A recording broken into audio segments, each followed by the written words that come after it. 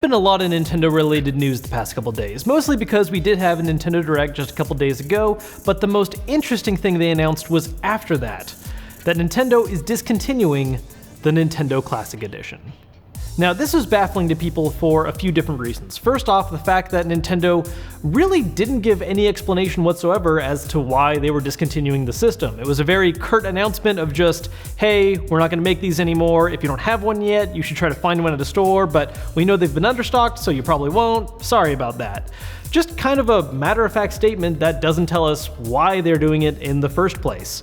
It's also worth noting that they're also canceling the Famicom Classic Edition in Japan, although that one had a slightly more vague explanation saying that it might be resuming sometime in the future. It's not exactly clear. Second, the system hasn't even been out for a full year yet, and third, and really the biggest reason, it's been a success. I mean, these things have been selling off the shelves like crazy with not nearly enough supply to meet the amount of demand that's out there. It's even been a scalper's paradise. We're seeing them pop up on eBay and other auction sites well above MSRP, which, with the system getting now officially canceled, you're now seeing prices as much as triple for these systems.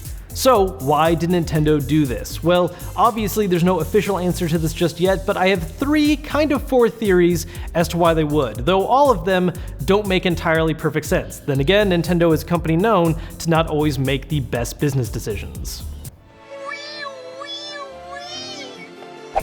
Theory 1, as insane as it sounds, is that Nintendo did not want the Classic Edition to step on the Nintendo Switch's thunder. The Switch has been selling phenomenally well, and it's no secret that down the line, it's going to have a virtual console like other recent Nintendo systems, where you have a storefront and you can buy a handful of NES, SNES, Game Boy games, so on and so forth. So, if there's already this other little system out that has your favorite NES games on it, you might not want to buy a Switch for Virtual Console, because that's why you would buy a Switch in the first place.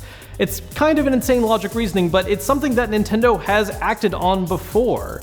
Now, the big hole in this argument is, of course, if Nintendo knew they were going to do that with the Switch, why release the Classic in the first place? And if you did know you were going to do this, why did the Classic have its understock happening early on and instead just flood the market and disappear as soon as the Switch came out? It's just not an entirely logical business decision, but once again, Nintendo. Theory 2, Nintendo is that vindictive. It is a long-known fact that Nintendo does not like people messing with their brands, whether that's modifying systems, English translations of games that only came out in Japan, fan-made games like Pokemon Uranium, or just straight-up piracy. And of course, to no one's surprise, shortly after it was released, the Nintendo Classic Edition was hacked and modded to play the entire NES catalog rather than just the small library of 30 games it shipped with. And this is something that Nintendo absolutely hates, mostly out of fear that it'll affect the sales of other systems. Now, of course, the normal logic would be that this was something that would inevitably happen, some people are going to do it, but you still have plenty of actual regular customers that are going to buy the system either way, and sales will continue. But Nintendo has always been very, very vengeful in situations like this, and after seeing some people abuse the system, take it away from everyone else.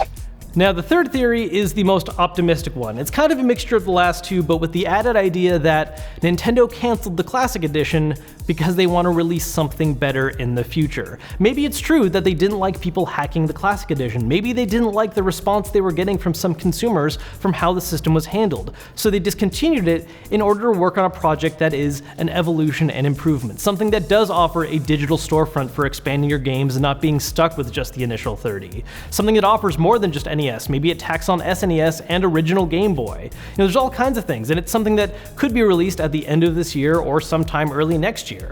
But once again, that's kind of the optimistic wish. Oh right, theory 4, Nintendo hates money.